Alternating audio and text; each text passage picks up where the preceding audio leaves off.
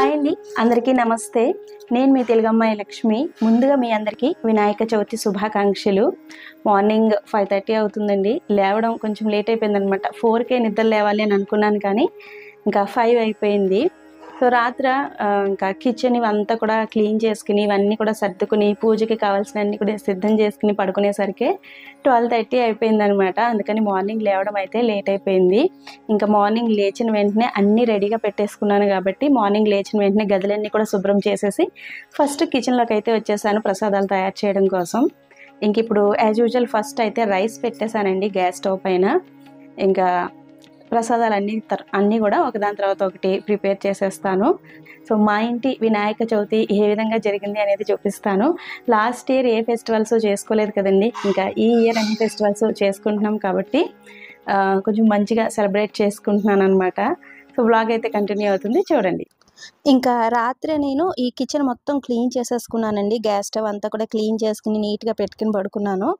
ఇంకా మార్నింగ్ స్నానం చేసిన వెంటనే కిచెన్లోకి వచ్చి ఫస్ట్ ఇక్కడ బొట్లు పెట్టేసుకుని నమస్కారం చేసుకుని వంటలు అయితే స్టార్ట్ చేశాను. అంటే ప్రసాదాల ప్రిపరేషన్ అయితే స్టార్ట్ చేశాను. మొన్నటి వరకు ఇక్కడ వర్షాలు ఫుల్గా పడ్డాయి కదండి. ఇంకా 2 days నుంచి ఫుల్గా ఎండలు వచ్చేస్తున్నాయి. మార్నింగే విపరీతమైన ఎండ వచ్చేస్తుందండి. ఒక్కపోత ఉడుకు అలా ఉందన్నమాట.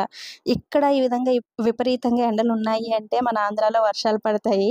ఎప్పుడు అలాగే ఉంటుందండి క్లైమేట్. ఇక్కడ వర్షాలు పడితే అక్కడ ఎండలు ఉంటాయి. అక్కడ ఫుల్ వర్షాలు పడితే మాత్రం ఇక్కడ ఫుల్ ఎండలు ఉంటాయి అన్నమాట. ఇంకిక్కడ ఫస్ట్ నేను గ్యాస్ స్టవ్ పైన ఒక పక్కన రైస్ అయితే పెట్టేశానండి.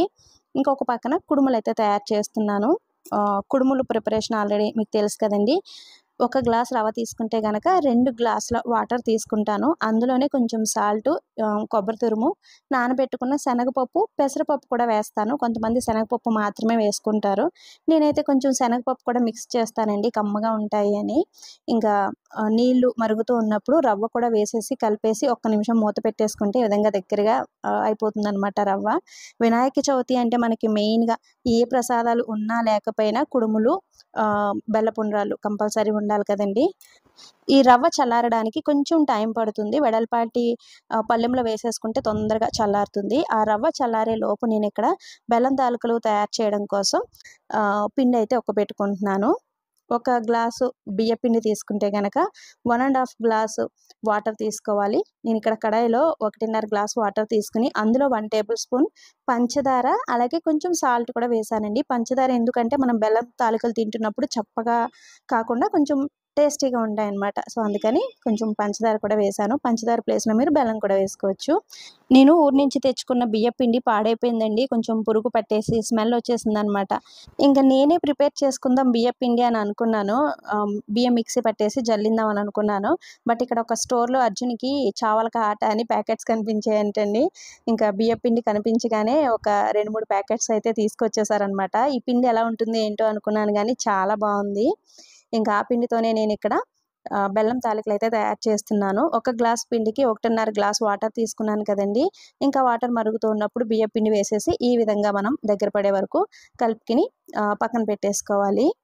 ఇంకా కుడుముల కోసం రవ్వ పెట్టుకున్నాం కదండి. ఈ విధంగా వెడల్పాటి పళ్ళెంలోకి తీసుకుంటే కొంచెం తొందరగా చల్లారిపోతుంది.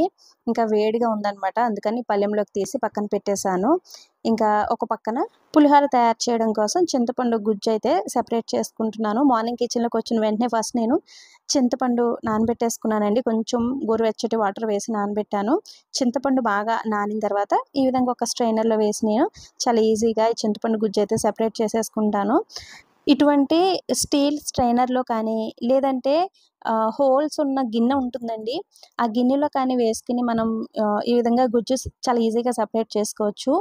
మరి మీరు టీ వడకట్టే చిక్కాలతో వాటితో అయితే అస్సలు రాదండి. అది జ్యూసు స్ట్రెయిన్ చేసుకునే స్ట్రైనర్ అనమాట.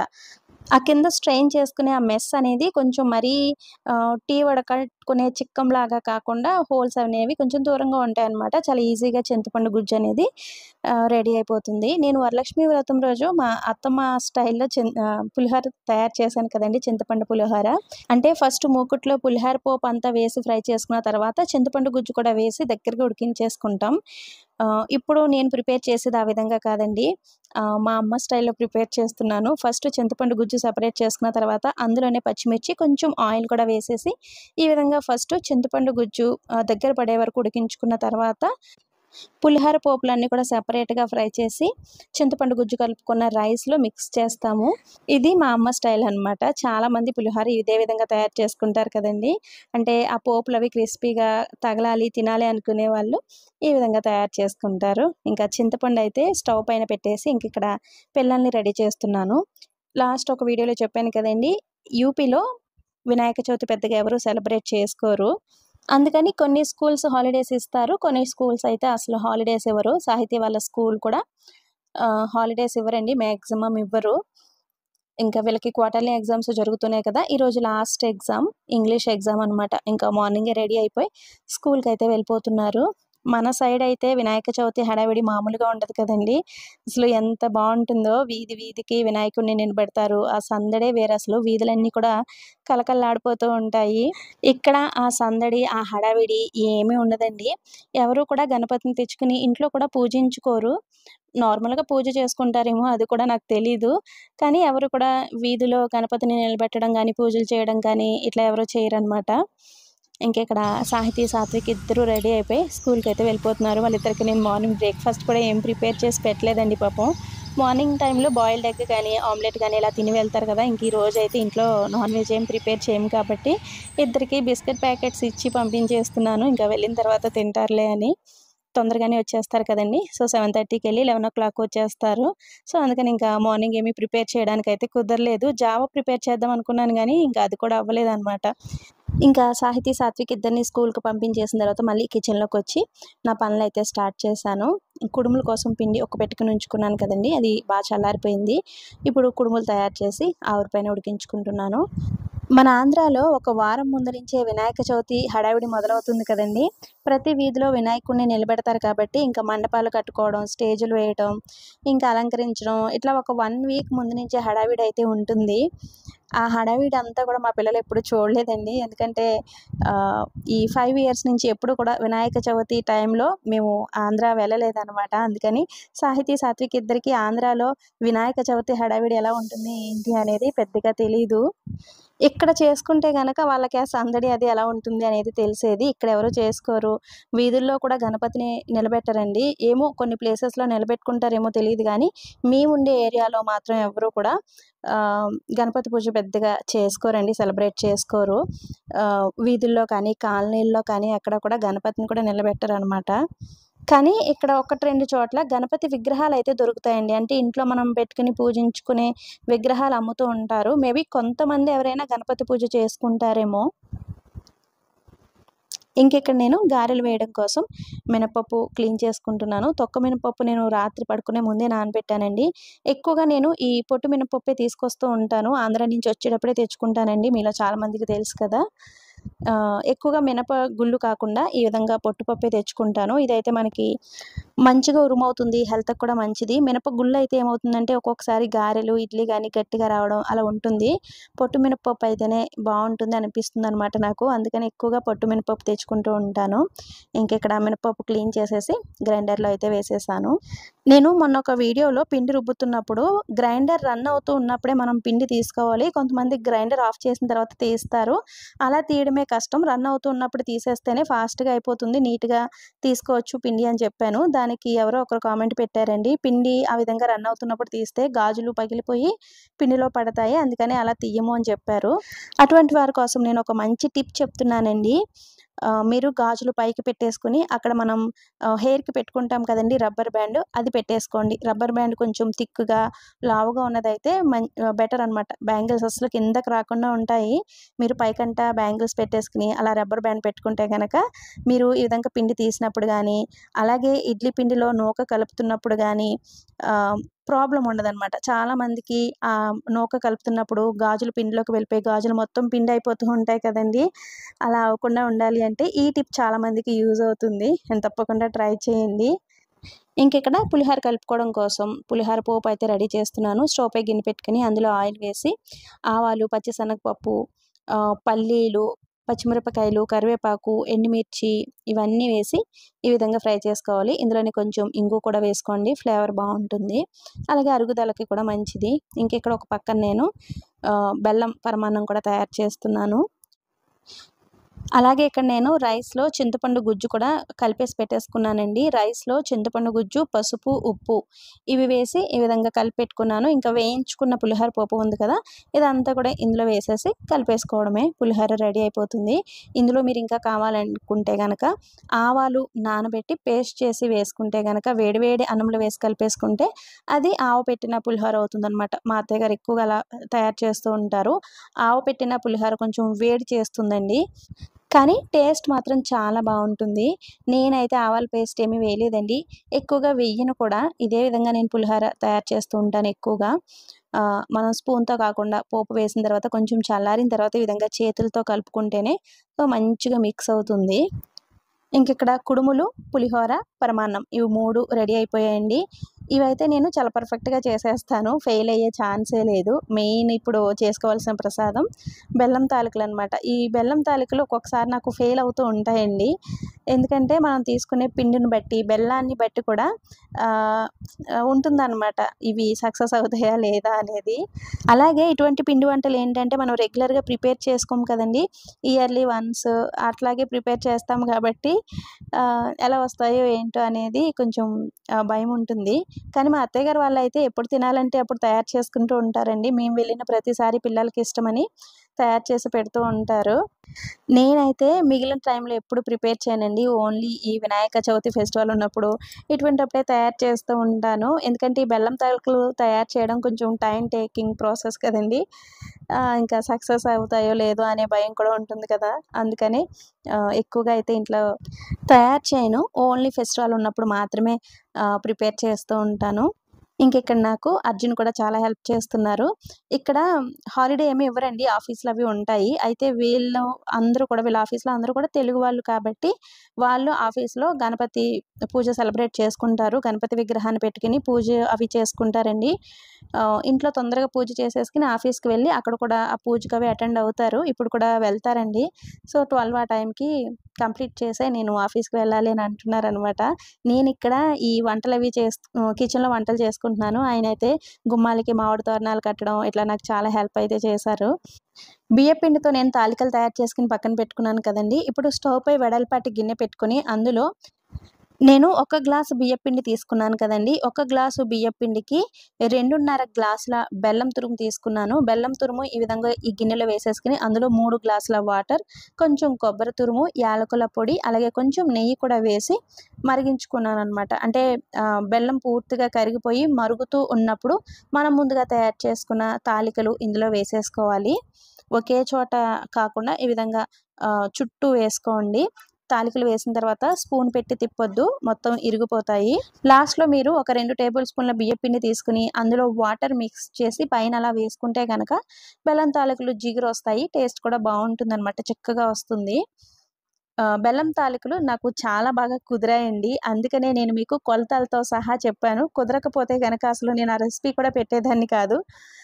కుదిరింది కాబట్టి అండ్ కొలతలతో సహా చెప్పాననమాట. ఎప్పుడైనా ట్రై చేయాలి అనుకుంటే గనక ట్రై చేయండి.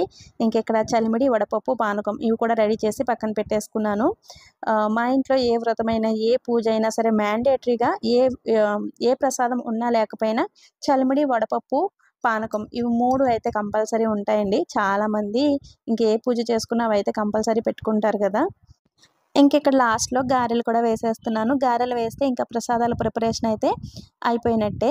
ఇంకా చాలామంది మోదకాలు ఇవన్నీ కూడా తయారు చేస్తూ ఉంటారు కదండీ! మోదకాలు అలాగే కొబ్బరి తురుము పెట్టి కజ్జికాయల్లాగా బియ్యపు పిండితోనే కజ్జికాయల్లాగా కూడా తయారు చేస్తూ ఉంటారు. ఇంకా అవేమీ నేను తయారు చేయలేదండి. మా ఇంట్లో అంటే మా అత్తయ్య గారు గాని, అమ్మ కానీ ఎక్కువగా కుడుములు, బెల్లపుండరాళ్ళు ఇవి మాత్రమే తయారు చేసి పూజ చేసుకుంటూ ఉంటారండి.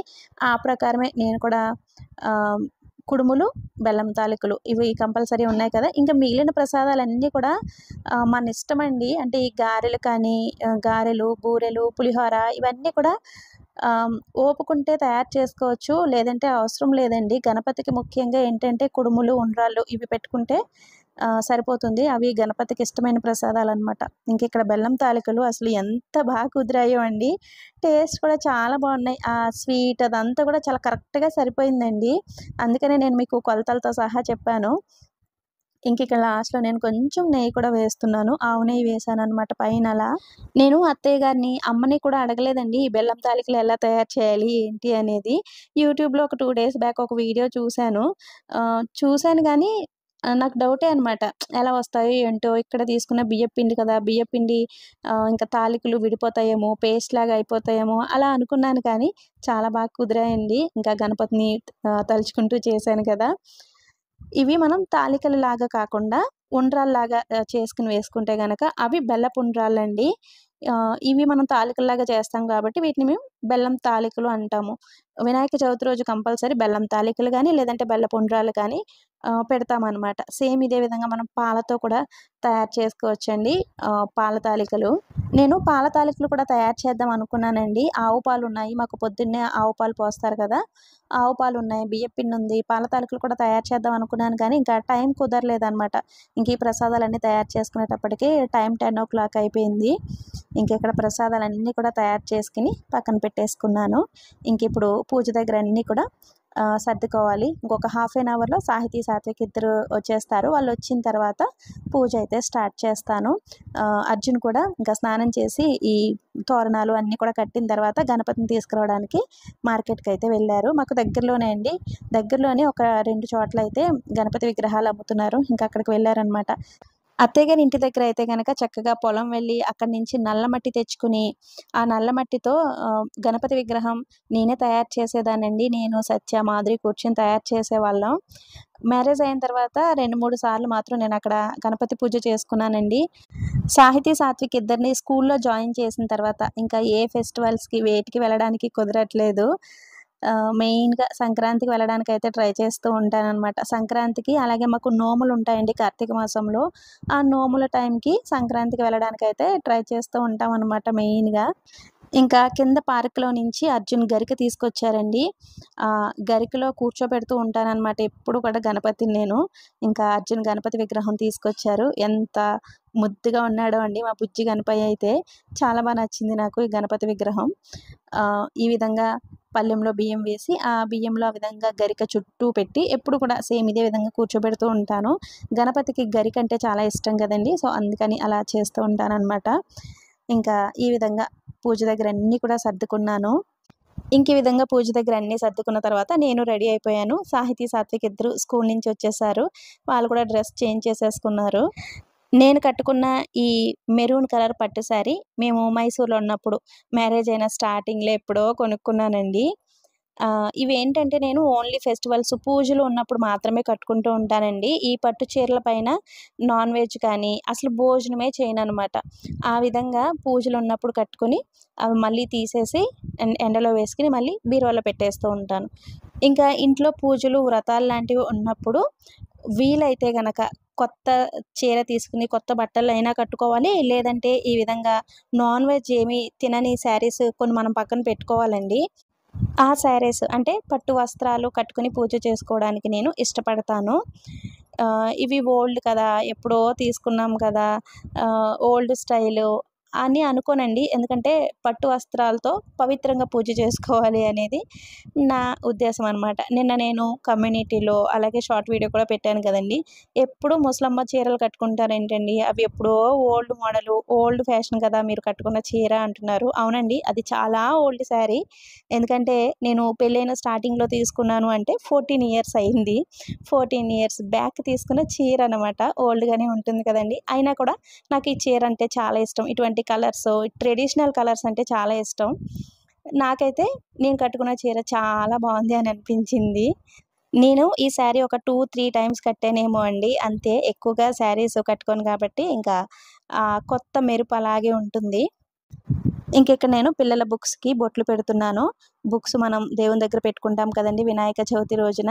చిన్నప్పుడు అమ్మ వాళ్ళు చక్కగా కిచెన్లో పనులవి చేసుకుంటుంటే మనం పాలవెల్లిని రెడీ చేయడం, అలాగే ఈ బుక్స్కి ఈ విధంగా బొట్లు పెట్టుకోవడం, పూజ దగ్గర రెడీ చేయడం, ఈ పనులన్నీ చేసేవాళ్ళం కదండి.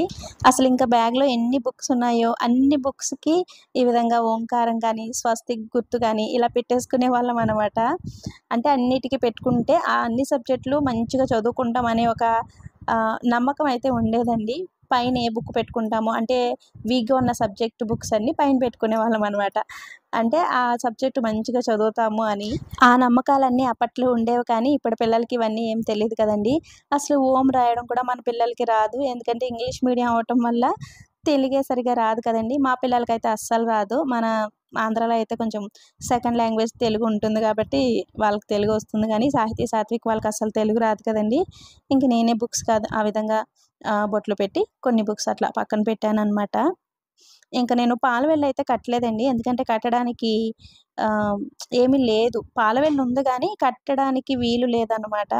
పైన ఒక తీగ కట్టి ట్రై చేశాము గానీ ఇంక పాలవెల్లు ఊగిపోతుందండి అటు ఇటు. సాహితీ, సాత్విక్ ఇద్దరు కూడా కొంచెం అటు ఇటు తిరుగుతూ ఉంటారు. కుదురుండరు కదా! ఇంక పాలవెల్లు కట్టడానికైతే కుదరలేదు. నెక్స్ట్ ఇయర్ ఏదైనా స్టాండ్ లాంటిది తీసుకుంటానండి. అసలు స్టాండ్ లాంటిది తీసుకుందామని ఇంకా మీషోలో అవి చూసాను గానీ బుక్ చేసినా ఈ టైంకొస్తాయో లేదో అని ఇంకా బుక్ చేయలేదనమాట. సో, నెక్స్ట్ ఇయర్‌కి ఎలాగైనా స్టాండ్ లాంటిది ఏదైనా ఒకటి తీసుకోవాలి. ఇంకిక్కడ పూజ అయితే స్టార్ట్ చేశామండి. ఫస్ట్ దీపారాధన చేసి, పసుపు గణపతిని పూజించి, బుక్ చదువుకుంటూ నేను వ్రతమైతే వినాయక చవితి వ్రతమైతే చేసుకుంటున్నాను. మాకైతే కలశం పెట్టుకునే ఆనవాయితీ లేదండి. వినాయక చవితికి మేము కలశం పెట్టుకోము. ఇంకిక్కడ ఈ 21 రకాల పత్రులు కానీ, కొన్ని పండ్లు అన్నీ ఇక్కడ దొరకవండి. మనకైతే చక్కగా మార్కెట్ మొత్తం వినాయక విగ్రహంతో పాటుగా పత్రులు కూడా ఇచ్చేస్తూ ఉంటారు కదండీ. మెయిన్‌గా ఏంటంటే వినాయక చవితికి వెలగపండు కూడా పెడుతూ ఉంటారు. నిన్న అంటే వినాయక చవితి ముందు రోజు నైట్ మార్కెట్‌కి వెళ్ళి వెలగపండు కోసం మార్కెట్ మొత్తం తిరిగి చూసేసామండి. ఒక్కొక్కసారి మార్కెట్‌లో వెలగపండ్లు అమ్ముతూ ఉంటారు కొన్ని చోట్ల. అందుకని ఎక్కడైనా ఉంటుందేమో అని మార్కెట్ మొత్తం వెలగపండు కోసం వెతికాం గానీ అసలెక్కడ దొరకలేదండి. ఈ పత్రులు ఇవన్నీ కూడా అర్జున్ ముందు రోజు అక్కడ సైట్‌లో కొన్ని అలా తీసుకొచ్చారనమాట. కోసుకొచ్చారు. పిల్లలిద్దరిని పక్కన కూర్చోబెట్టుకుని ఆ బుజ్జి గణపయ్యకి ధూపదీప నైవేద్యాలతో నేను పూజ చేసుకున్నాను. మనం చేసే ప్రతి పూజలో ఎన్నో ఆరోగ్య సూత్రాలు దాగి ఉంటాయండి.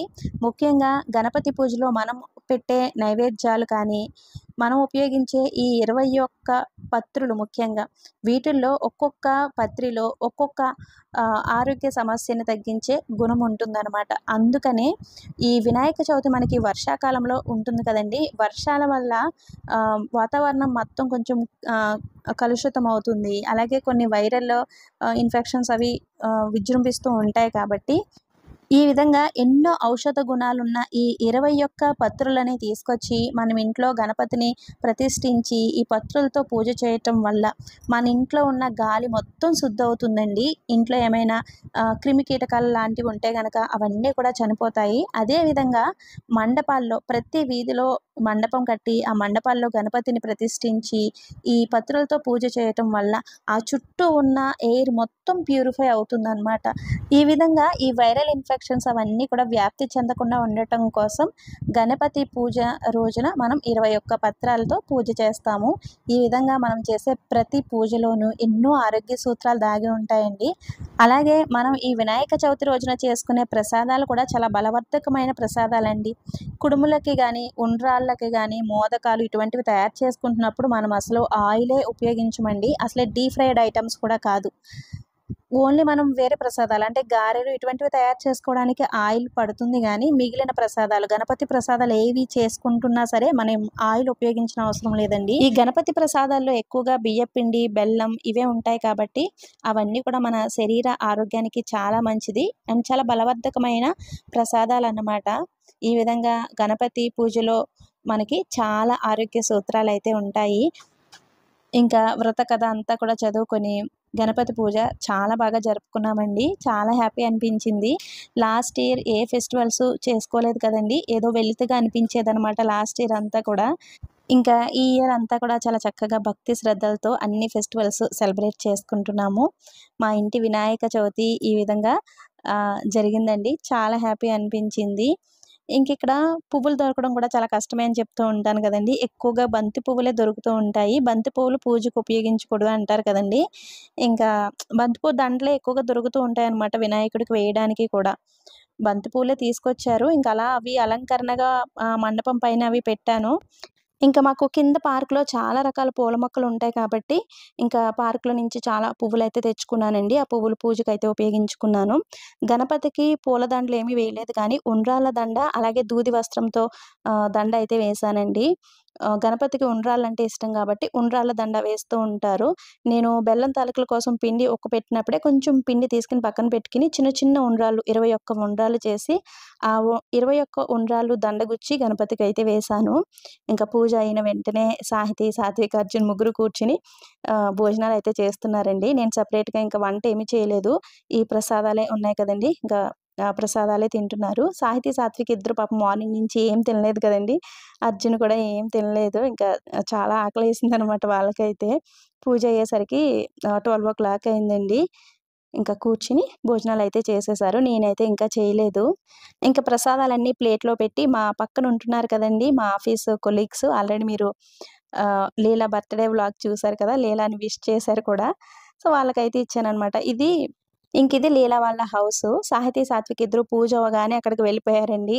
ఇంక 10 డేస్ నుంచి ఎగ్జామ్స్ జరిగాయి కాబట్టి ఎక్కడికి పంపించలేదనమాట. కిందకి ఆడుకోవడానికి కూడా పెద్దగా పంపించేదాన్ని కాదు. టైం ఉంటే ఎక్కువగా చదివిస్తూ కూర్చునేదాన్ని. ఇంకిప్పుడు ఫ్రీ అయిపోయారులెండి. ఈ రోజుతో ఎగ్జామ్స్ అయిపోయాయి కాబట్టి ఇద్దరు కూడా చాలా హ్యాపీగా ఉన్నారు. నేను కూడా హ్యాపీ అండి. ఎగ్జామ్స్ అంటే నాకే ఎగ్జామ్స్ అయిపోయాయా అన్నంత ఫ్రీగా ఉంటాను ఎగ్జామ్స్ అయిపోయిన రోజున నేను. ఇంకా నేను పెట్టుకున్నాను కదండీ నెక్లెస్ సెట్. నేను వరలక్ష్మి వ్రతం రోజున పెట్టుకున్నాను. అప్పుడు కూడా నలుగురు, ఐదుగురు లింక్ పెట్టమని అడిగారు. కమ్యూనిటీలో పోస్ట్ చేస్తాను. ఇంకా నిన్న మార్కెట్‌కి వెళ్ళాం కదండీ నిన్న రాత్ర. అక్కడ తీసుకున్నాననమాట ఈ బుట్టలు. ఎంత బావున్నాయో, చాలా బావున్నాయని అనిపించింది. నేను ఎక్కువగా ఈ ఈ విధంగా 1 గ్రామ్ గోల్డ్ గాని ఇవి పెట్టుకోవడం చాలా తక్కువండి. అంటే ఇయర్ రింగ్స్ ఎక్కువగా మార్చననమాట. ఎప్పుడూ ఒకటే ఉంటాయి. గోల్డ్‌వే ఉంటాయి. ఏవైనా అలా నచ్చితే పెట్టుకుంటాను గానీ, ఇంక వెంటనే తీసి పక్కన పెట్టేస్తూ ఉంటాను. వినాయక చవితి పూజైతే చాలా బాగా జరిగిందండి. ఇప్పుడైతే అర్జున్ ఆఫీస్‌కి వెళ్తారు. ఎందుకంటే వాళ్ళ ఆఫీస్‌లో కూడా గణపతి పూజ చేస్తారు. ఇంక అక్కడ కూడా నమస్కారం చేసుకొనొస్తారు. అటెండ్ అవ్వాలి కదండీ! ఆఫీస్‌లో పూజకి కూడా అటెండ్ అవ్వాలి కదా! ఇంక ఇంట్లో చేసిన ప్రసాదాలన్నీ కూడా కొన్ని బాక్స్‌లోకి తీసి పెట్టాననమాట. ఇంక ప్రసాదాలు తీసుకొని ఆఫీస్‌కైతే వెళ్తారు. ఇంకా ఆయన ఆఫీస్‌కి వెళ్ళిన తర్వాత నేను కూర్చొని భోజనం చేస్తున్నాను. నాకు ఉపవాసం ఉన్నప్పుడు ఆకలి వేయదు కానీ దాహం వేస్తదండి బాగా. పూజ అయిపోయిన వెంటనే ఒక 2 గ్లాసుల వాటర్ అయితే తాగేసాను. ఇంక అస్సలు ఆకలి వేయట్లేదనమాట. అయినా ఇన్ని వంటలు చేస్తే అంటే ఎవరైనా చేసి పెడితే తినాలనిపిస్తుంది గానీ, మనమే చేసి మనమే తినాలి అంటే తినలేము కదండీ! ఇంకా అన్ని వంటలు. ఇంకా చాలా అన్నీ కొద్ది కొద్దిగా అలా పెట్టుకున్నాను. కొంచెం పరమాన్నం, ఒక గారి, ఒక కుడుము అట్లా పెట్టుకొని ప్రసాదాలన్నీ అలా పెట్టుకొని కొంచెం టేస్ట్ చేశాననమాట. సో, అన్నీ చాలా కుదిరాయండి. సో, మా వినాయక చవితి పూజైతే ఇలా జరిగిందనమాట. ఈ వీడియోని ఇంతటితో ఎండ్ చేసేస్తున్నాను. Thanks for watching.